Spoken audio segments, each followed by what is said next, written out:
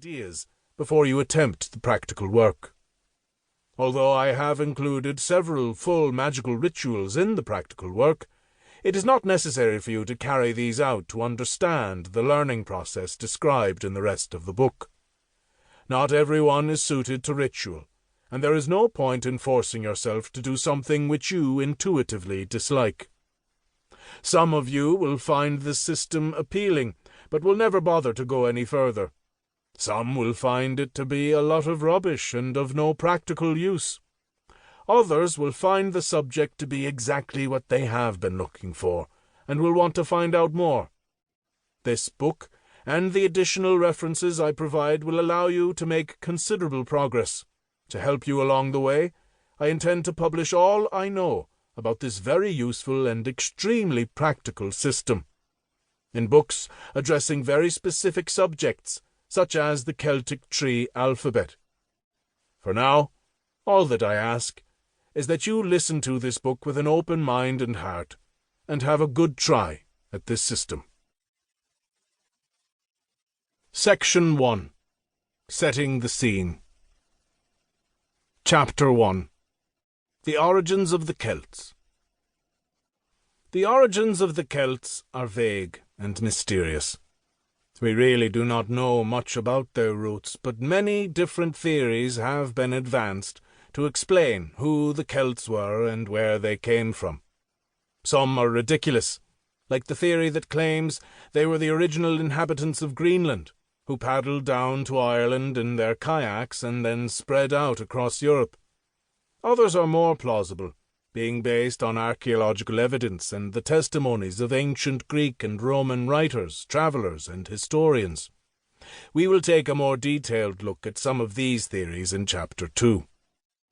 It is known that there was a race of people called the Keltoi, or Galatei, by the Greeks.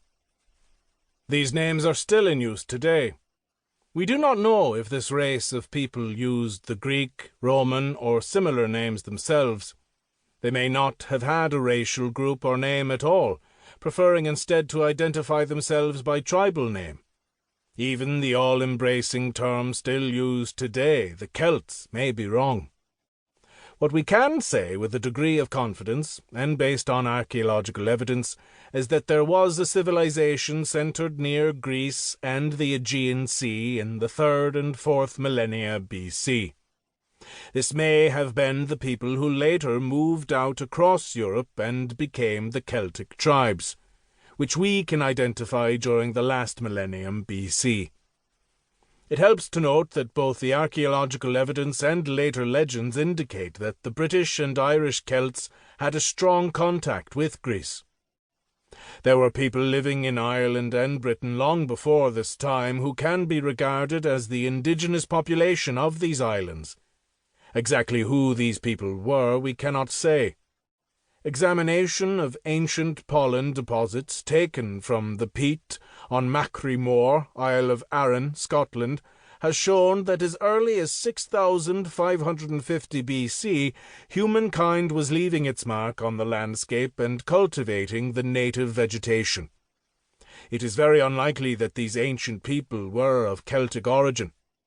During the period 2000 to 1500 BC, many different groups of people arrived in Britain, mainly from the Baltic regions, who, to a great extent, mixed peaceably with the native peoples. Virtually all of these incomers remained in what is now southern England, and it is doubtful that they came farther north in any great numbers, or that they crossed over to Ireland. The great mythological history of Ireland and the Irish Celts, known as the Book of Invasions of Ireland, states specifically that Celtic peoples came to Ireland in 1472 BC. This date is remarkably close to the date suggested by the archaeological evidence, and was determined by Celtic scribes who compared the events in Ireland with contemporary events described in the Bible. Many of their dates have proven to be very accurate. About 800 BC, an intrepid Carthaginian called Himilcon made a daring sea voyage of discovery which took him to the British Isles, and perhaps even as far as Iceland.